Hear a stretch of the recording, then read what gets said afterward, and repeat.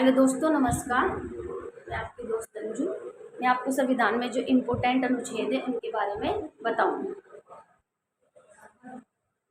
महत्वपूर्ण संविधान नोट करते रहिए। अनुच्छेद 1, भारत अर्थात इंडिया राज्यों का संघ। तो पूछा जाता है कि अनुच्छेद 1 में क्या है। भारत अर्थात इंडिया राज्यों का संघ, ऐसे पूछा जाता है।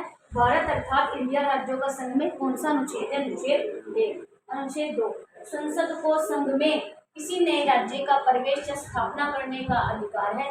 तो साधारण संशोधन के द्वारा, जैसे हमारा उत्तराखंड बना है या तेलंगाना बना है, तो ये अनुच्छेद 2 और संसद ही इससे बना सकते, संसद के द्वारा भी बनाया जाता है।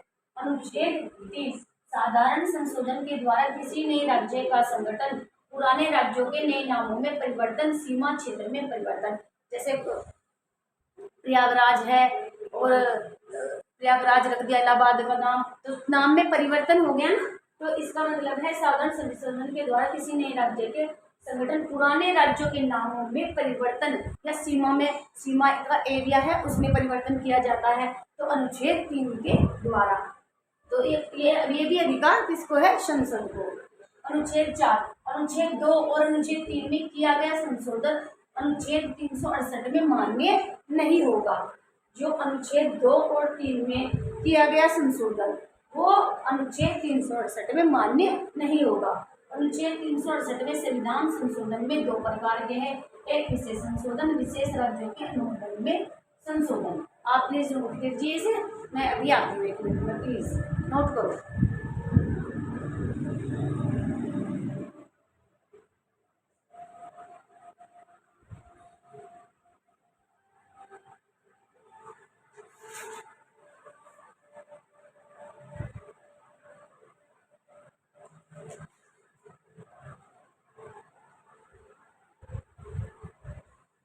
ये भाग 1 में है।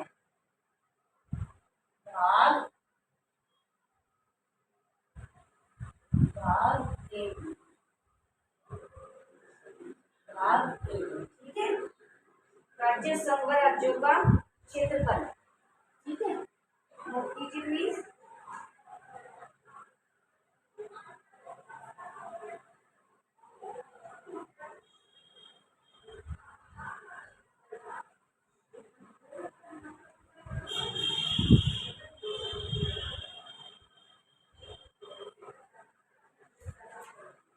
अब आपका है भाग 2, नागरिकता। भाग 2,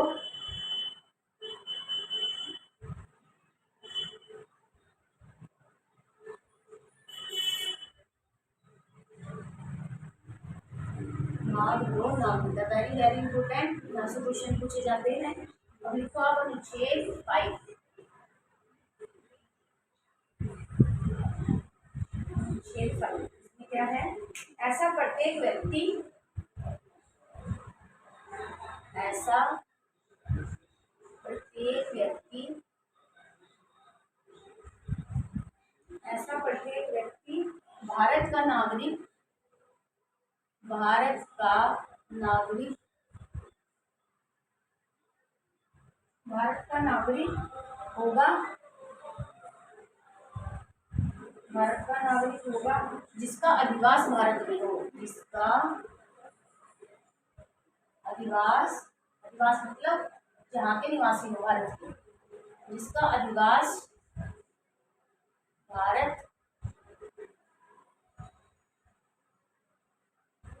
भारत में हो।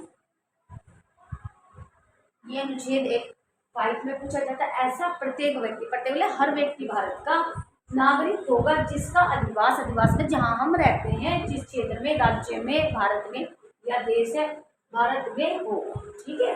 अब आप नोट कीजिए अनुच्छेद 6।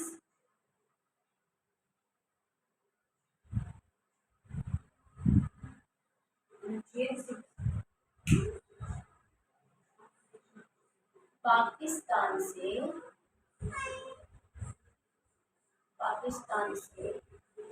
आने वाले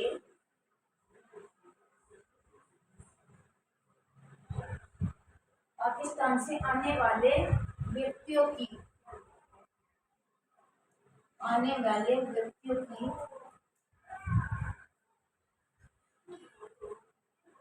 इत्यादि आने वाले व्यक्तियों की नागरिकता से संबंधित।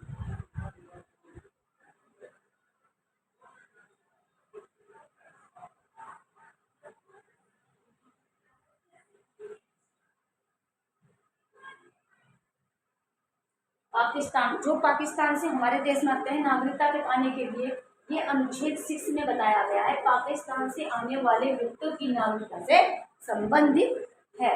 ठीक है, अब अनुच्छेद 7,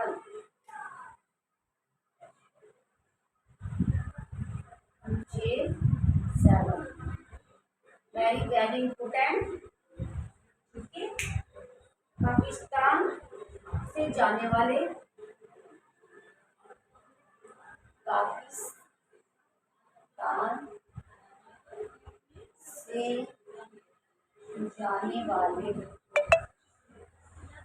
पाकिस्तान से जाने वाले व्यक्तियों की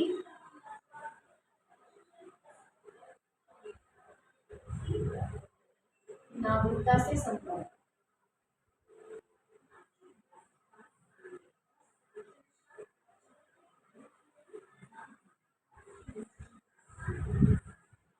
ठीक है, अब अनुच्छेद 8,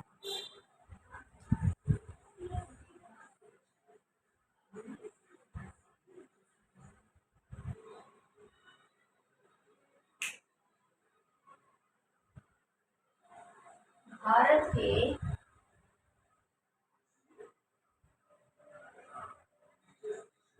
के बाहर रहने वाले, भारत के बाहर रहने वाले भारतीय उद्भव, भारतीय उद्भव की नागरिकता से संबंधित, नागरिकता से संबंधित।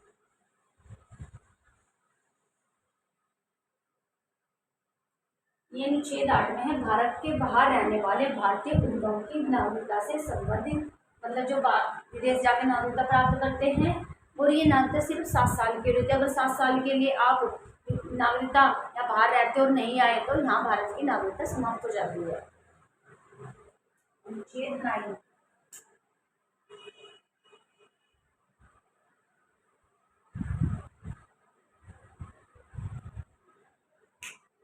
किसी अन्य देश की, ये इसी पॉइंट में लिखा है, किसी अन्य देश की नागरिकता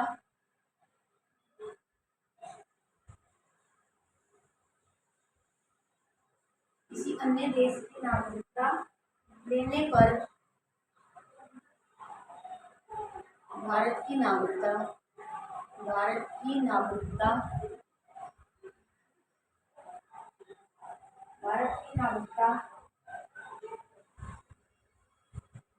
स्वतः समाप्त हो जाती है, स्वतः समाप्त हो जाती है। ठीक है, किसी अन्य देश की नागरिकता लेने पर भारत की नागरिकता समाप्त हो जाती है 7 साल के बाद। ठीक है, अनुच्छेद 10,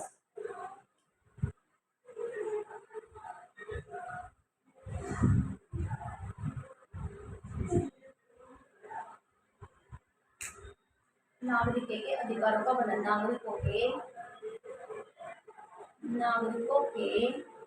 अधिकारों का बना रहना। ठीक है, अनुच्छेद 11 नहीं आएगा आप लोग,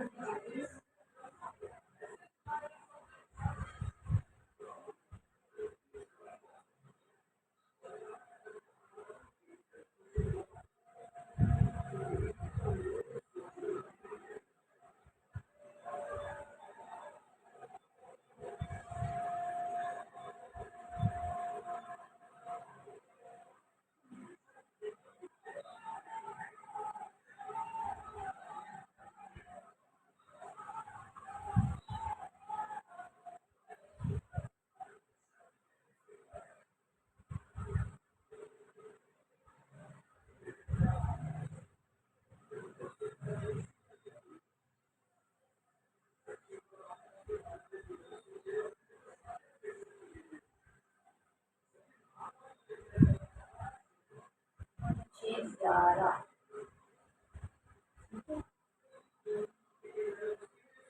भारत की नागरिकता केवल, भारत की नागरिकता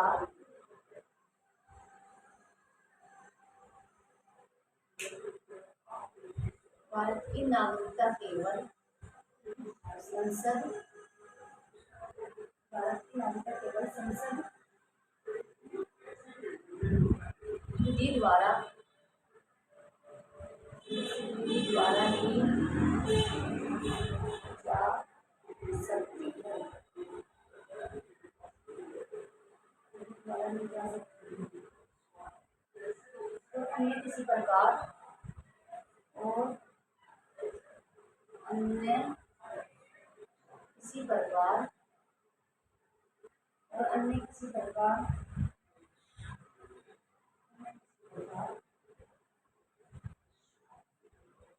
अन्य किसी प्रकार से नहीं ली जा सकती,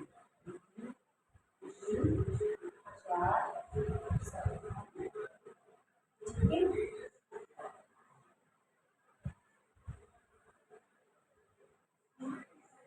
स्टार डालकर लिखना, यदि किसी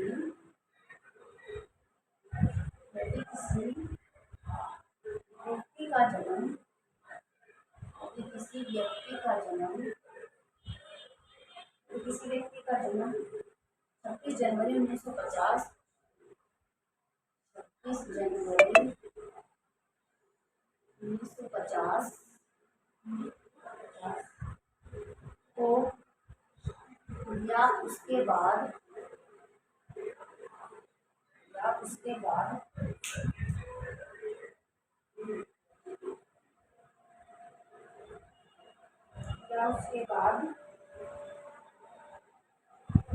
भारत में हुआ हो, भारत में हुआ हो, जन्म से भारत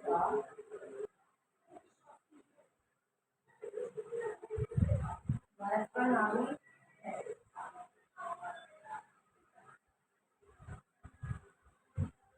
इसका अर्थ है, तो भारत की नागरिकता केवल संसद विधि द्वारा ही, बाहर विदेशी से कोई भी आया हो, पाकिस्तान, ऑस्ट्रेलिया, अमेरिका, यदि किसी को नागरिकता लेनी है तो वो सिर्फ संसद के द्वारा ही ली जा सकती है, अन्य किसी प्रकार से नहीं ली जा सकती है। भारत का संविधान में लिखा गया है, अन्य देश की ऐसे नहीं है।